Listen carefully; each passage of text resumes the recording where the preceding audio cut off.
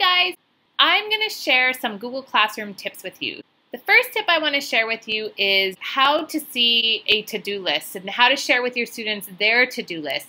So I've actually logged into my daughter's Google Classroom. So here it is. These are all of her classrooms. If I click over here on these hot dogs over here and I go down to work, I can see all of this late work that she's done.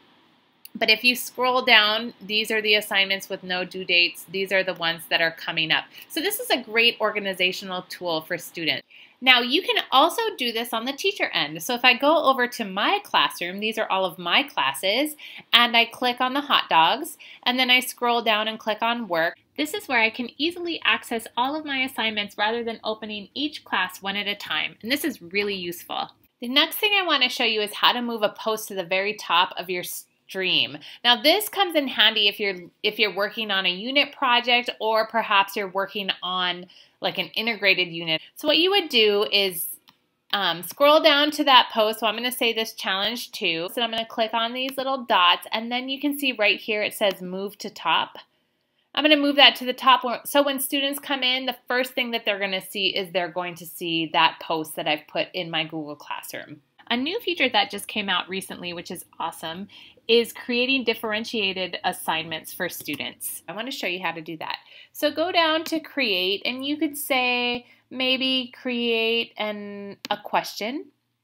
Now notice when you write your question, it has which class you're posting it to, but it also says all students. So what I could do is when I click that drop-down menu, by default, all students are selected.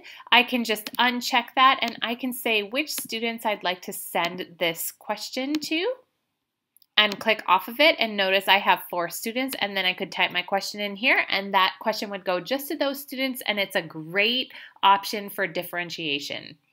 Now finally, I want to share some of my favorite resources with you about where you can find tips and tricks about Google Classroom. So the first one is just the simple Google support page. So if you just Google Classroom help, it'll take you here, and you can have you'll find all kinds of information about Google Classroom. The next one is the EdTech Team blog. I love this blog. You notice right here, they have these infographics about they have all kinds of different infographics about things you can do in Google Suite. So this is where I got my tips for Google Classroom, right from the EdTech Team.